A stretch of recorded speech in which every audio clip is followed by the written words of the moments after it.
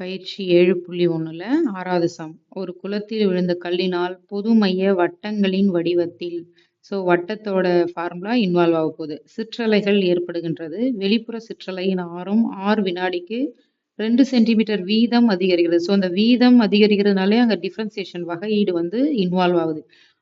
rல வீதம் அதிகரிக்கிறது அப்படின்னா அதோட அர்த்தம் dr by dt 2ன்னு கொடுத்துருக்குறாங்க. அடுத்தது ஆரம் is equal to 5 சென்டிமீட்டர். வேற எதுவுமே கொடுக்கல. வீதம் அதிகரிக்கிறது, குறைகிறது அந்த மாதிரிலாம் இல்லை. அப்போ இது r is equal to 5. என்ன கொஸ்டின் கேட்குறாங்க? நீரின் பரப்பளவு மாறு வீதம். பரப்பளவுனா a, மாறு வீதம்னா டிஃபரன்ஷியேட் பண்ணணும்.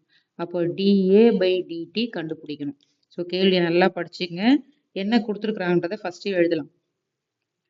dr by dt is equal to 2 centimetre. ஏன்னா ஆரம் வீதம் அதிகரிக்கிறதுனால dr by dt. அடுத்தது ஆரம் is equal to 5 சென்டிமீட்டர். ஆரத்தை நம்ம என்னன்னு சொல்லுவோம்? ஆறுன்னு சொல்லுவோம். 5 சென்டிமீட்டர். இது கொடுத்துருக்கிற டேட்டா. என்ன கண்டுபிடிக்க சொல்றாங்க? பரப்பளவு மாறு வீதம். அப்போ dA by dt கண்டுபிடிக்கணும். இப்போ சம் போடலாம். வட்டத்தோட பரப்பளவு தான் நம்ம கண்டுபிடிக்க போறோம். வட்டத்தின் பரப்பளவு என்ன ஃபார்முலா? வட்டத்தின் பரப்பளவுக்கு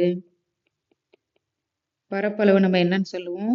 ஏன்னு சொல்லுவோம் இல்லைங்களா? வட்டத்தின் பரப்பளவு ஃபார்முலா பை ஆர் ஸ்கொயர். இப்போ ஏ கமா ஆரை டீயை பொறுத்து வகையிட. ஏன் டீயை பொறுத்துனா இங்க ஆபரேட்டர் பார்த்தீங்கன்னா டி தான். சரிங்களா? இப்போ வகையிடலாம். ஏவை வகைப்படுத்தணும்னா dA by dt pi constant power R square வகைப்படும். பவர் முன்னாடி வரும். பவர்ல 1 கம்மியாகும்.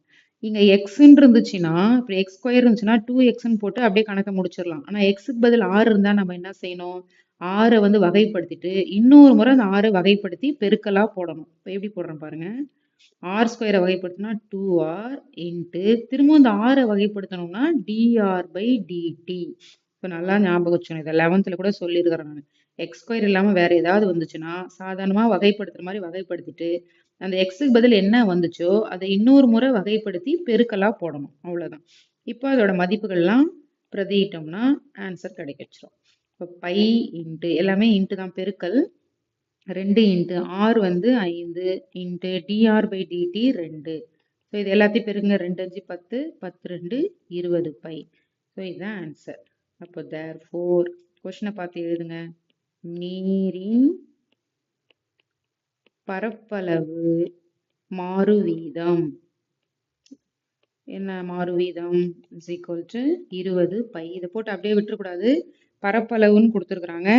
அப்போ இங்க என்ன கொடுத்துருக்காங்க? சென்டிமீட்டர் இருக்குது, அப்புறம் வினாடி இருக்கு. ஸோ பரப்பளவுனா ஒன்று சதுர சென்டிமீட்டர் போடணும், இல்லைன்னா சென்டிமீட்டர் ஸ்கொயர் பர் வினாடி. ஸோ இதுதான் இந்த சம்மோட ஆன்சர். கேள்வி நல்லா படிச்சுட்டு இந்த வீதம் அதிகரிக்கிறது அப்படின்னா டிஃபரன்சியேஷன் வரும். வெறும்னே ஆரம் எதுவுமே இல்லாம சிம்பிளா ஆரம் கொடுத்துருந்தாங்கன்னா டைரக்டா ஆறுன்னு எடுத்து எழுதிக்கணும். அடுத்த கொஸ்டின் பார்த்தீங்கன்னா பரப்பளவு மாறு வீதம். பரப்பளவுனா ஏ, மாறு வீதம்னா வகைப்படுத்தணும். எதை பொறுத்துனா டீயை பொறுத்து. அடுத்தது வட்டத்தின் பரப்பளவு ஃபார்முலா எழுதுறீங்க. ஏவை ஆரையும் டீயை பொறுத்து வகைப்படுத்துறீங்க. ஸோ வகை இதுதான் இந்த டிஃபரன்சியேஷன் தான் முக்கியம். அடுத்தது அதோட மதிப்புகள்லாம் பிரதியிட்டு பெருக்கணும்னா நமக்கு ஆன்சர் வந்துடும். ரொம்ப சிம்பிளான சம் இது.